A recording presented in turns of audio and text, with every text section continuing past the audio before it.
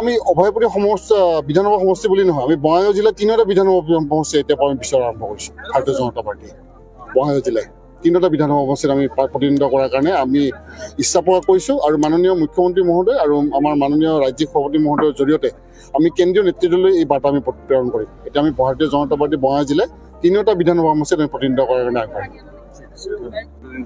আমি অভয়পুৰী বিধানসভা সমষ্টি বুলি নহয়, আমি বঙাইগাঁও জিলাৰ 3টা বিধানসভা সমষ্টি এতিয়া আমি বিচৰা আৰম্ভ কৰিছোঁ। ভাৰতীয় জনতা পাৰ্টি বঙাইগাঁও জিলাৰ 3টা বিধানসভা সমষ্টিত আমি প্ৰতিনিধিত্ব কৰাৰ কাৰণে আমি ইচ্ছা প্ৰকাশ কৰিছোঁ আৰু মাননীয় মুখ্যমন্ত্ৰী মহোদয় আৰু আমাৰ মাননীয় ৰাজ্যিক সভাপতি মহোদয়ৰ জৰিয়তে আমি কেন্দ্ৰীয় নেতৃত্বলৈ এই বাৰ্তা আমি প্ৰেৰণ কৰিম। এতিয়া আমি ভাৰতীয় জনতা পাৰ্টি বঙাইগাঁও জিলাৰ 3টা বিধানসভা সমষ্টিত আমি প্ৰতিনিধিত্ব কৰাৰ কাৰণে আগবাঢ়িম। আমি অভয়পুৰী বিধানসভা সমষ্টি বুলি নহয়, আমি বঙাইগাঁও জিলাৰ 3টা বিধানসভা সমষ্টি এতিয়া আমি বিচৰা আৰম্ভ কৰিছোঁ। ভাৰতীয় জনতা পাৰ্টি বঙাইগাঁও জিলাৰ 3টা বিধানসভা সমষ্টিত আমি প্ৰতিনিধিত্ব কৰাৰ কাৰণে আমি ইচ্ছা প্ৰকাশ কৰিছোঁ আৰু মাননীয় মুখ্যমন্ত্ৰী মহোদয় আৰু আমাৰ মাননীয় ৰাজ্যিক সভাপতি মহোদয়ৰ জৰিয়তে আমি কেন্দ্ৰীয় নেতৃত্বলৈ এই বাৰ্তা আমি প্ৰেৰণ কৰিম। এতিয়া আমি ভাৰতীয় জনতা পাৰ্টি বঙাইগাঁও জিলাৰ 3টা বিধানসভা সমষ্টিত আমি প্ৰতিনিধিত্ব কৰাৰ কাৰণে আগবাঢ়িম।